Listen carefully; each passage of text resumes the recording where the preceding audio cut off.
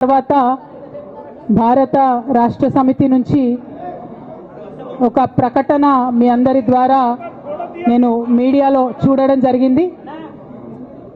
మరి బీఆర్ఎస్ నుండి వచ్చినటువంటి ఈ ప్రకటనలో పార్టీ ఎమ్మెల్సీ శ్రీమతి కె కవిత ఇటీవలి కాలంలో ప్రవర్తిస్తున్న తీరుతెన్నులు, కొనసాగిస్తున్న పార్టీ వ్యతిరేక కార్యకలాపాలు బీఆర్ఎస్ పార్టీకి నష్టం కలిగించే రీతిలో ఉన్నందున పార్టీ అధిష్టానం ఈ విషయాన్ని తీవ్రంగా పరిగణిస్తున్నది.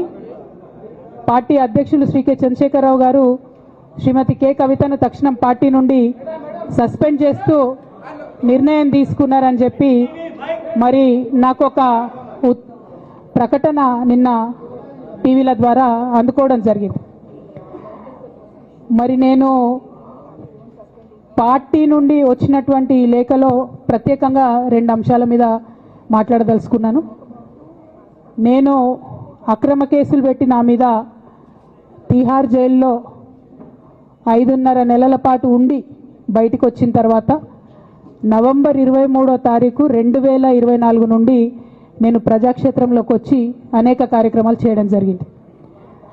మరి నేను చేసినటువంటి పనులలో మొట్టమొదటిది ఒక బిడ్డ హాస్టల్లో చనిపోతే ఆమెను విజిట్ చేసి, అట్లానే గురుకులాల్లో జరుగుతున్నటువంటి అన్యాయాల మీద మొట్టమొదటి కార్యక్రమం తీసుకొని నేను మాట్లాడినా.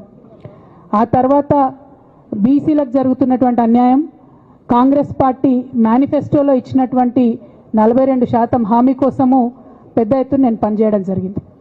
అట్లానే మహిళలకు 2500 ఇవ్వాలని చెప్పి పోస్ట్ కార్డు ఉద్యమాన్ని నేను చేపట్టడం జరిగింది. పెద్దవాళ్లకు పెన్షన్లు పెంచాలని నేను ఉద్యమాలు చేయడం జరిగింది. తెలంగాణ తల్లి స్వరూపాన్ని మారిస్తే అట్లెట్లా మారుస్తారని రౌండ్ టేబుల్ సమావేశం పెట్టినాం. బనకచర్లు అక్కడ కడుతున్నారంటే దాని మీద రౌండ్ టేబుల్ సమావేశం పెట్టినాం. ఓవరాల్గా తెలంగాణ ప్రాజెక్టులు, అందుబాటులో ఉన్నటువంటి నీళ్లు, వీటన్నిటి మీద కూడా రౌండ్ టేబుల్ పెట్టినాం.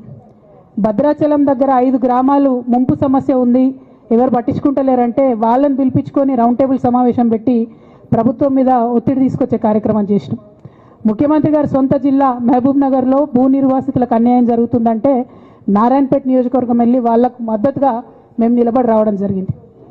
అట్లానే 47 నియోజకవర్గాలలో బీఆర్ఎస్ కండువా బాజాప్తా కప్పుకొని, గులాబీ కండువా బాజాప్తా కప్పుకొని ఎక్కడికి పోతే అక్కడ రావుల్ చంద్రశేఖర్ రెడ్డి గారిని రిక్వెస్ట్ చేసి భవన్ నుంచి అక్కడ ఉండేటటువంటి బీఆర్ఎస్ నాయకులకు అఫీషియల్ కమ్యూనికేషన్ చేపించి ప్రతి ఒక్క బీఆర్ఎస్ నాయకులకు, కార్యకర్తలకు మాట్లాడి ఆయా పర్యటనలకు వెళ్ళినప్పుడు అందరినీ కలుపుకొని బాజాప్తా గులాబీ కండువా వేసుకొని 47 నియోజకవర్గాలు నవంబర్ 23, 2024 నుండి ఈ రోజు వరకు నేను పర్యటన చేసి అనేక ప్రజా సమస్యల మీద మాట్లాడడం జరిగింది.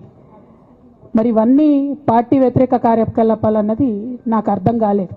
ఎట్లా వ్యతిరేక కార్యకలాపాలు అవుతాయన్నది కూడా ఒకసారి పార్టీ పెద్దలు పునరాలోచించుకోవాలని చెప్పి నేను రిక్వెస్ట్ చేస్తూ ఉన్నాను.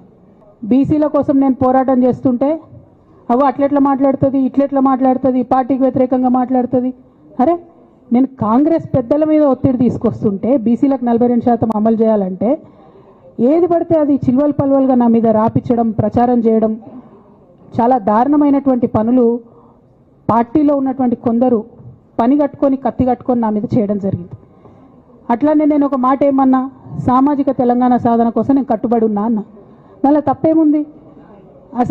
అసలు నాకు జన్మనిచ్చినటువంటి నా తండ్రి, ఈ ప్రాణాన్ని భిక్షగా ఇచ్చినటువంటి నా తండ్రి, ఆయన చిటికెన వేలు పట్టుకొని నేను ఓనమాలు నేర్చుకున్న ఉద్యమాలు ఎట్లా చేయాలని, ఆయన చిటికెల వేలు పట్టుకొని ప్రజలంటే ఏంది, ప్రజా సమస్యలు అంటే ఏంది, ఎందుకోసం దాని మీద గలమెత్తాలని చెప్పి నేను నేర్చుకున్నా. ఆ నాయకుడి స్ఫూర్తిగానే నేను సామాజిక తెలంగాణ మాట్లాడినా.